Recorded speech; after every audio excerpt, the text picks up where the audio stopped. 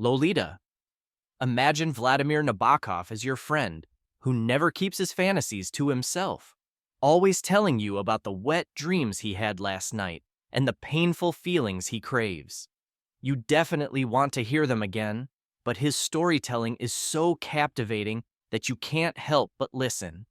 That's the experience of reading Nabokov's Lolita. The story takes you into the troubled mind of Humbert Humbert, a man confided in by a 12-year-old girl named Dolores Hayes, whom he calls Lolita. Reading the book is like watching a slow-motion train wreck, knowing that Humbert's moral compass will soon be shattered. Imagine having to entertain your family that you are reading a book about a man who sees a child as an irresistible fairy.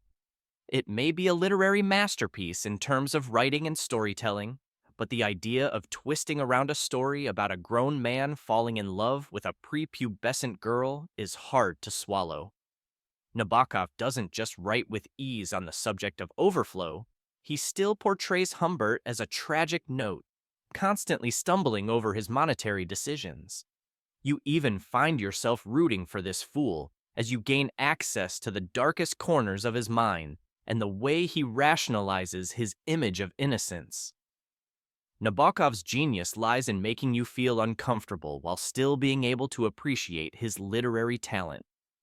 Lolita doesn't just make you admire something you shouldn't admire, which is dangerous for a society that wants children to remain innocent because they become sexual symbols of education. It's like introducing pornography to a monk, possibly forever skewing his moral compass. Brave New World. Imagine living in a world where everyone is blissfully happy, maybe a little too happy. That's the reality in Aldous Huxley's Brave New World, a book that paints a picture of a society where everyone is forced to stay in line with little to no hope of escape. In this new world, people are hooked on a literal happy pill called soma, which keeps them blissfully content while suppressing any deep emotions. It's a place where babies are produced on an assembly line like designer shoes and assigned to a caste system reminiscent of a Hogwarts sorting hat ceremony. Even your love life is controlled by the government, like they have access to your Tinder account and swipe left until they find a suitable match for you. Picture a society driven by consumerism, instant gratification, and tech control. Sound familiar? It's like our world, but with extra drama. We have smartphones and social media keeping us perpetually distracted, much like the novel's characters. Algorithms dictate what we think and feel, mirroring the government's puppet show in Huxley's universe. It's like living in a dystopian sitcom where the punchline is our own life.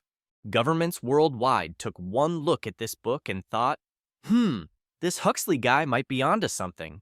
Let's not give anyone any ideas. They feared we might trade freedom for the convenience depicted in Brave New World. Naturally, it found its place in the forbidden library of taboo books. Yet, with the way things are going, Brave New World seems less like fiction and more like a cautionary tale that's already predicting our future. Who knows what Elon Musk's Neuralink will do to our brains one day? Animal Farm. Imagine old MacDonald had a farm taking a sinister turn. The animals on this farm have had enough of humans bossing them around, so they kick them out and decide to run things themselves. No humans, no problems, right? Sounds like an idyllic setup for Porky and his pals. But George Orwell's Animal Farm swipes at society through this seemingly fluffy tale of barnyard politics. The story revolves around the pigs who eventually seize power, becoming the new head honchos. Initially preaching that all animals are equal, these oinkers soon decide they're more equal than the rest, turning the farm into a pig pen of oppression and inequality. In other words, Orwell is telling us that revolutions aimed at giving power back to the people often end up with new dictators rising from the ranks. This satirical masterpiece pokes fun at power-hungry leaders who promise equality but end up grabbing more than their fair share. Governments quickly realized Orwell wasn't just airing their dirty laundry, he was flinging it out for everyone to see. They feared Animal Farm might inspire people to view their leaders not as noble steeds, but as greedy pigs. So, if you ever think your barnyard animals or pets are plotting your downfall, you might be onto something. The Grapes of Wrath. You'd think a book about grapes would be as wholesome as biting into a batch of sweet fruit. However, John Steinbeck's The Grapes of Wrath feels more like munching on sour grapes that instantly turn your face upside down. The book shines an unflattering spotlight on the Joad family's woes during the Great Depression.